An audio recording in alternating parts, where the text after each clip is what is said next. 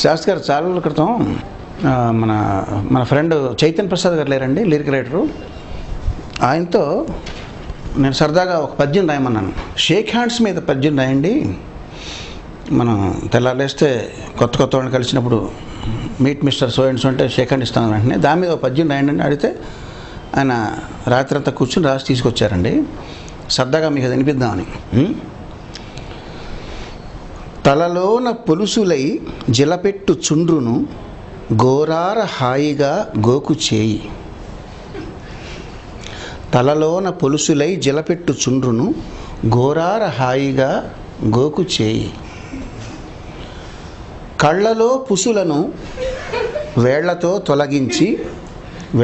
తొలగించి వాల్జూపు సొగసు కాపాడు చేయి.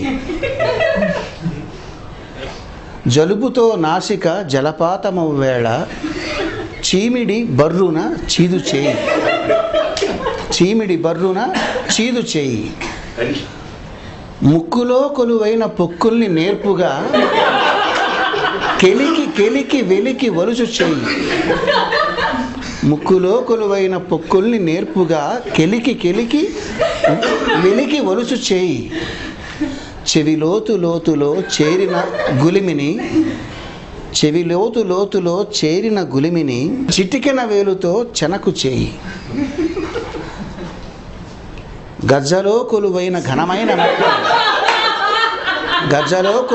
ఘనమైన మట్టిని గజ్జల సందులో ఘనమైన మట్టిని నలుగు పెట్టిన ఎట్లు నలుపు చేయి. కురుపుల గాయాల దురదల్ని కడతేర్చ బరయంచు బరకు చేయి. మలమూత్రముల కంపు చెలరేగిపోకుండా పుడిసెడు నీళ్లతో కడుగు చేయి. లేదా అమెరికా వాళ్ళైతే టిష్యూ పేపరుతోన తుడుచు చేయి. అట్టి ఈ చేయి మర్యాద ఉట్టిపడగా నిన్ను తాకంగా ఇటు వచ్చుచున్నదోయి. ఎవని చేతిలో ఏముందో ఎవరికెరుక, 1000 రోగాల పుట్ట ఈ చేయి కనుక. చాలింక కరచాలనాలు చాలు, దండమెట్టిన వాడెరా ధన్యజీవి.